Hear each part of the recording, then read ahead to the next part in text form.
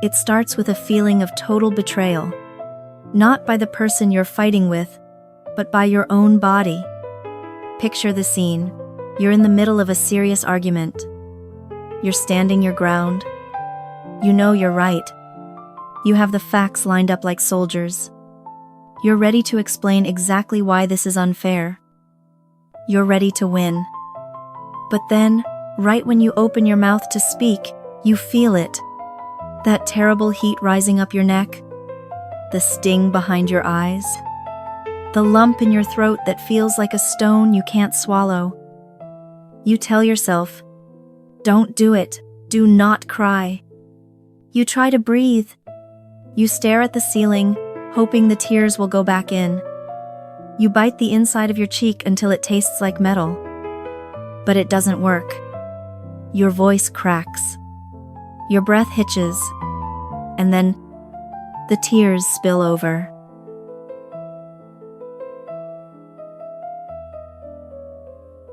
In that exact moment, you feel humiliated. The person you're fighting with looks at you, their face shifting. Confused or smug, like they just won. They think you're crying because your feelings are hurt. They think you're sad. They think you're weak. But they're completely wrong. You aren't sad. You are furious. You don't want a hug. You want to scream. You want to flip the table. You want to burn the entire house down. The tears on your face aren't there because you gave up. They're there because your body is reacting to too much energy. This is what psychologists call an angry cry. And if this happens to you, it doesn't mean you're broken. It doesn't mean you're a baby. It actually means your system is working a little too well. To understand why you cry when you're mad, we have to look at how you're built. Most people think anger is simple. A straight line. Something happens, they get mad, they yell, and it's over. But for you, especially if you're a silent observer or a sensitive person, anger isn't a line. It's an explosion. When conflict hits, your brain isn't just hearing the words. You're hearing the tone of voice. You're remembering every time this person made you feel small. You're feeling the injustice. You're thinking of everything you should say and everything you can't. Your brain is getting hit with a tsunami of data. Think of your nervous system like the wiring in an old house. Every emotion you feel is like an appliance. Sadness is a single lamp, easy power. Happiness is a toaster, a little more, still fine. But rage? Pure, frustrated rage? That's a lightning bolt hitting the roof. Thousands of volts rushing through wires only built for a toaster. Too much energy. The system heating up. Everything on the edge of meltdown. So what does a house do to save itself? It blows a fuse. The breaker trips. The lights go out. That's exactly what's happening to you. Your tears are the safety switch. Your body knows that if it holds all that anger, stress, and adrenaline, you might explode. So it forces a release valve to open. The tears fall to lower the pressure. You aren't crying because you're soft.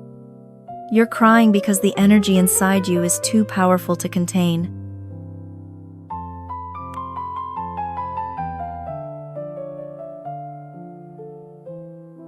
There is another layer to this. Angry crying almost always happens during a very specific kind of fight. It rarely shows up when you're winning. It shows up when you feel powerless. It happens when you're trying to explain something complex to someone who refuses to understand. When you're being accused of something you didn't do. When you can see the truth clearly, but the other person is completely blind to it. This creates a communication gap. Your brain works fast. You see connections. You understand nuance. You feel emotions deeply. But words? Words are slow. Words are clumsy. Your mouth cannot keep up with your mind. Imagine trying to push an entire ocean through a tiny garden hose. That is what it feels like to be you in an argument. You have an ocean of truth inside you, but only a tiny hose of words to let it out. The pressure builds behind the blockage. You start to stutter. You start to shake. You feel trapped inside your own head. That feeling is called frustration. And frustration is biologically different from anger. Anger makes you want to attack. Frustration makes you want to cry. The tears are your body's way of saying, I have reached the limit of what I can explain with words. Now, let's look at the science, because this is where it gets interesting. You might think all tears are the same. Salt water, right? Wrong. Biologists have found that there are different types of tears. Reflex tears, like when dust gets in your eye, are mostly just water to clean it. But emotional tears are different.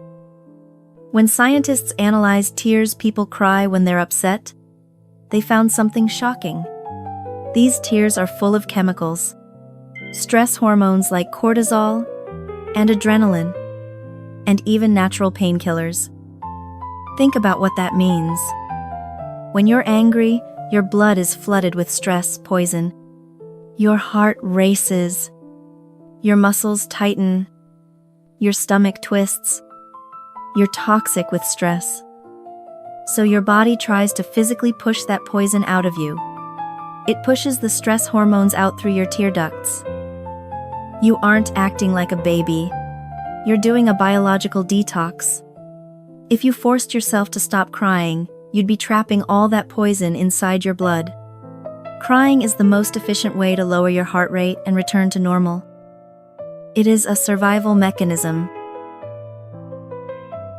The hardest part of this experience isn't the fight itself. It's the shame you feel afterward. We live in a world that likes to keep things simple. From kindergarten, we're taught, smiles mean happy. Yelling means mad. Tears means sad.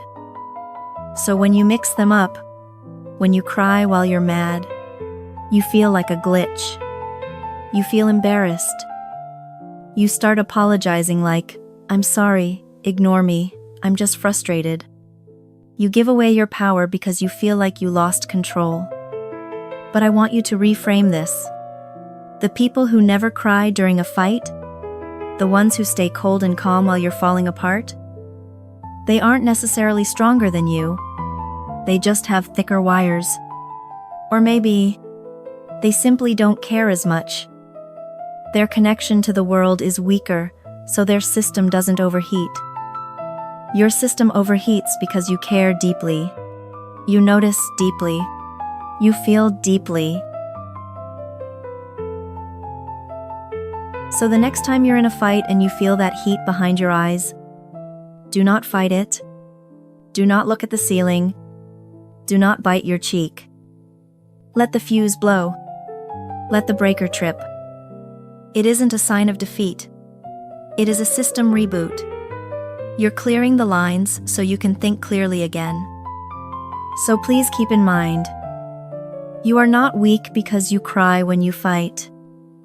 You cry because even your anger has depth.